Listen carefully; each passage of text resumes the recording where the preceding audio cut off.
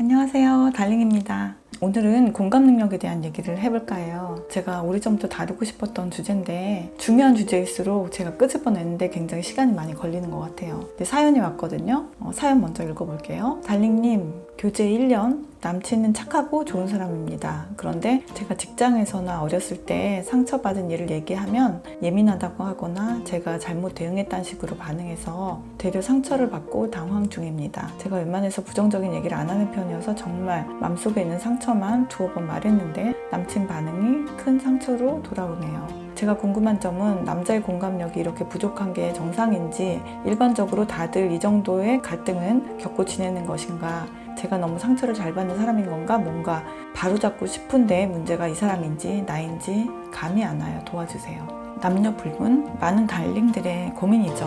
사연자님이 상처를 받으셨는데 내가 예민한가까지 고민하시는 게 마음이 아프네요. 상대방이 무슨 바람을 피우고 폭력을 쓴다, 그렇다면 오히려 더 쉬워요. 관계를 정리하면 되니까. 그런데 이거는 공감 능력 가지고 이별의 이유를 삼는다는 게 너무 배부른 짓 아닌가. 이렇게 좋은 사람을 또 만나기도 쉽지 않고, 말씀하셨듯이 다른 거는 다 괜찮은 남자라고 하셨잖아요. 이렇게 굉장히 헷갈려하는 카테고리죠. 그러면서도 지속적으로 고통받는 그런 카테고리이기도 합니다. 그런데 저는 묻고 싶어요. 상처를 계속 받는데 내가 이걸 참아가면서 가져가야 하는 게 사랑이냐는 거죠. 결혼의 목적이 결혼이어서는 안 되듯이 연애의 목적이 관계를 유지하기 위함이어서는 안 된다고 생각하거든요. 사랑이 그렇게 무슨 고난의 십자가처럼 짊어지고 가야 되는 그런 게 아니잖아요. 상대방이 물론 완벽하지 않아서 아쉬움이 있을 수는 있겠죠. 소소하게 서운함을 느끼는 이벤트들이 있을 거고, 그건 그때그때 서로 풀어주고 서로 껴안고 입 맞추고 잊을 수 있는 그런 것들이어야 하지 않을까요? 나의 상처에 공감을 못 해줬다, 그걸 어떻게 내가 정리를 하고 내가 이 연애에서 행복감을 느껴야 한다는 거죠. 내가 만약에 상대적으로 공감 능력이 없다, 그러면 상대방 공감 능력이 필요 없느냐라고 하면 그럴 수 있습니다. 내가 둔감하면 잘 상처받지 않죠. 하지만 사연자님은 제가 느끼기에는 분명히 공감 능력이 있는 분이에요. 본인이라면 충분히 공감하고 이해해 줄 텐데 상대방이 본인과 같지 않으니까 더욱 상처가 크고, 그리고 상대방이 나와 다른 사람 같다는 그런 고독감을 느끼실 테니까요. 남자들 다 거기서 거기다, 그런 말 있잖아요. 그런 말 믿지 마세요. 신발이 거기서 거기니까 아무 신발이나 신고 걸으면 걸어갈 수 있다, 그게 얼마나 잔인한 말이에요. 내 발에 맞지 않는 신발을 신고 산 넘고 물 건너서 인생을 살아가야 하는 걸까요? 나한테 꼭 맞는 신발을 신어야죠. 그걸 찾는 게 연애일 겁니다. 공감 능력이 나도 별로 없으면 다행이냐, 공감 능력 없는 사람끼리 만나서 잘 사귀면 되느냐 하면은 또 단순하지 않은 게, 이 사람들이 또 결혼이라도 하게 되면 자녀를 낳잖아요. 이거는 자녀에게도 무조건 상처를 주게 되어 있어요. 공감 능력이 없는 사람은 주변에 사랑하는 사람, 가까운 사람에게 계속 상처를 줍니다. 사랑하면서 살려면 누구나 공감 능력을 높이려고 노력해야 하는 거예요. 내가 사랑하는 사람을 선택할 때 어떤 조건 같은 걸로 보시고 이것이 되는 사람일 때 사랑을 시작하시면 좋겠어요. 1년 동안 그거를 못 보셨다는 게 좀 저는 안타까운 지점이거든요. 그러면은 공감 능력이 뭔지 좀 상황적으로 한번 보자면, 넷플릭스에서 최근에 이제 그만 끝내려고 해라는 영화를 봤거든요. 거기서 이런 장면이 나와요. 여주인공이 남친 부모님을 만나러 가서 식사를 하는 장면이에요. 이 친구가 그림을 하는 친구예요. 그래서 남친 부모에게 자기가 그리는 그림에 대해서 설명을 하죠. 풍경화를 그린다. 그런데 풍경화에 좀 내면을 좀 담아보려고 한다. 그러니까 남친 아빠가 물어보죠. 그러면은 슬픈 사람이 그림 속에 있어야겠네? 라고 말하죠. 여주인공은 사람은 빼고요 라고 말해요. 그러니까 남친 아버지가 급 당황한 얼굴로 어떻게 슬픈 사람이 없는데 어떻게 표현할 수가 있다는 거죠? 이렇게 말해요. 여주인공은 그러니까 자기 그림을 이렇게 보여주죠. 그림 속의 풍경이 누가 봐도 좀 고독하고 외롭고 이런 풍경이에요. 그런데 여전히 이해를 못하고 이 아버지는 뭐 컬러는 마음에 드네요, 뭐 이렇게 얘기하고 넘어가죠. 이 사진을 보시고 여러분은 어떤 감정이 느껴지세요? 어떤 감정으로 숲을 바라봤으면 이런 모습으로 느껴질까? 그런 감정이 느껴지면 공감력이 있는 분이라고 말씀드리고 싶은데요.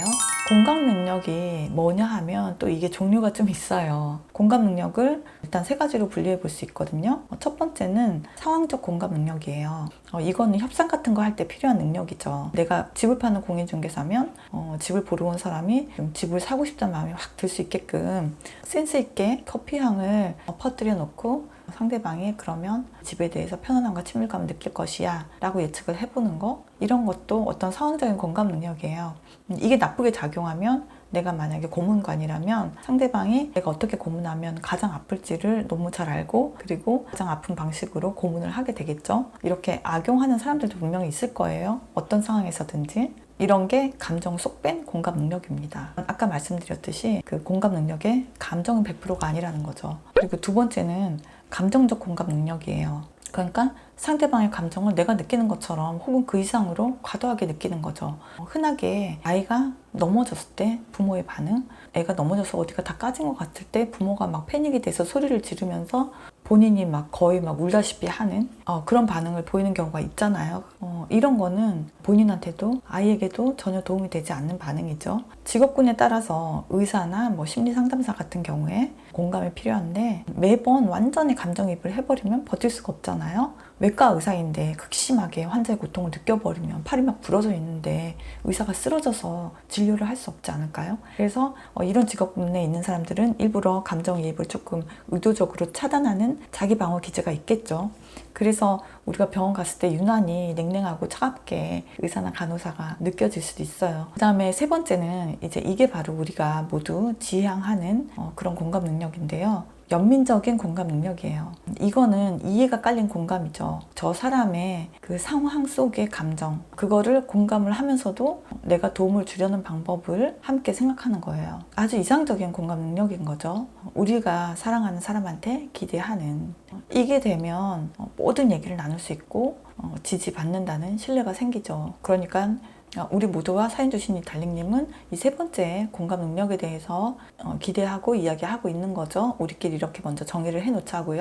그리고 또 하나 말씀드릴 것이 남자들의 공감 능력이 상대적으로 부족합니다. 또 진화심리학적으로 설명을 드리면 남자의 역할이 맹수를 사냥하고 무기가 개발되면서 또 영역싸움을 하고 전쟁을 벌이고 전투를 했단 말이에요. 남자의 용맹함이 생존에 굉장히 필수적이었던 거죠. 사슴을 활로 쏴서 잡아와야지 식구들이 저녁을 먹는데 사슴이랑 아이 컨택하고 너의 눈이 젖어 있는 것은 엄마가 보고 싶어서냐, 뭐 이렇게 공감하고 있으면 인류는 굶어 죽었을지 몰라요. 생존에 방해가 되는 능력이었다라는 거죠. 스파르타 같은 데서는 일부러 그 사람의 감정을 완전히 배제하고 전쟁하는 기계처럼 남자아이를 길렀죠. 아주 어렸을 때 부모로부터 그냥 떼어내가지고 인간 무기로 그렇게 키웠잖아요.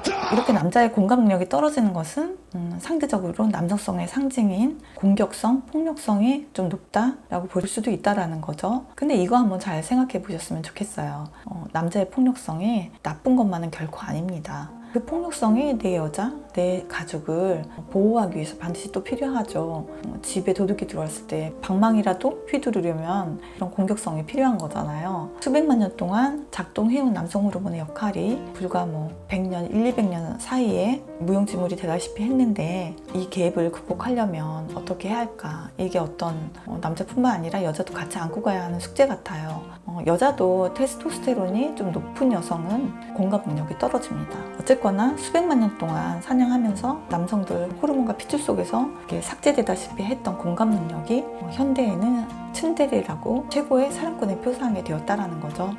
남자 달링들이 많이 힘들어졌죠. 빨리 캐치하신 분들은 엄청난 경쟁력을 가지시게 됩니다. 남자분들의 남성성이 너무 멋지고 대부분의 여성들이 마음 깊은 곳에서 사랑하지만 공감 능력은 당신과 영원히 함께하고 싶게 만드는 거예요. 공감 능력을 떨어지는 남자들이 근데 불행하게도 추리소설이나 무협지 읽고 액션, 서스펜스, 스릴러물 이런 거 즐겨보지 로맨스 영화 안 볼 거예요.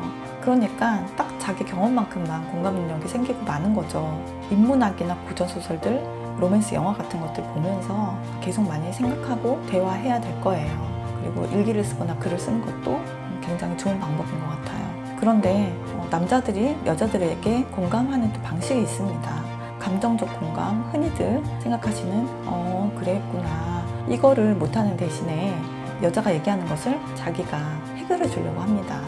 그러니까 절반의 공감 능력을 발휘하는 거예요. 이게 바로 남자의 사랑력인 거죠.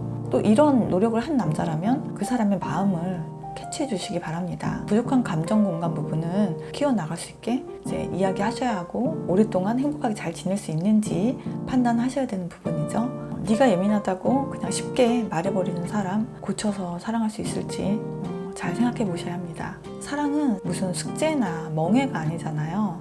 상대방이 나에게 납득시키는 겁니다. 사연자님이 가장 괴로우신 것도 아마도 상대방이 나를 아끼고 사랑한다는 믿음을 주지 않기 때문이 아닐까요?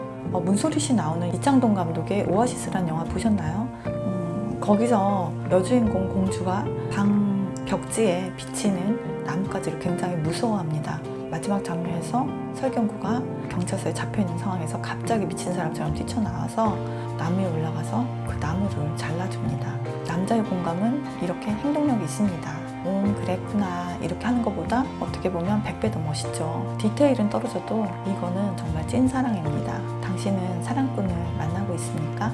이거는 전반적으로 저 사람의 전체적인 인격에 대한 신뢰를 베이스를 하고 있는 거예요. 그래서 저 사람이 뭔가 상처를 받고 화가 났다라고 하면 반드시 충분한 합리적인 이유를 가지고 있을 것이다. 이런 믿음이 기본적으로 깔려 있다면 일단 저 사람이 어떤 힘든 상황에 대해서 얘기할 때 무조건적으로 그 감정을 지지해주고 그리고 받아주는 반응을 보이겠죠. 사랑하는 사람 사이에 이거는 기본이어야 하지 않을까요? 사랑의 요소에 대해서 다시 얘기하게 되네요. 달링의 사랑을 정말 항상 응원합니다. 사랑합니다, 달링.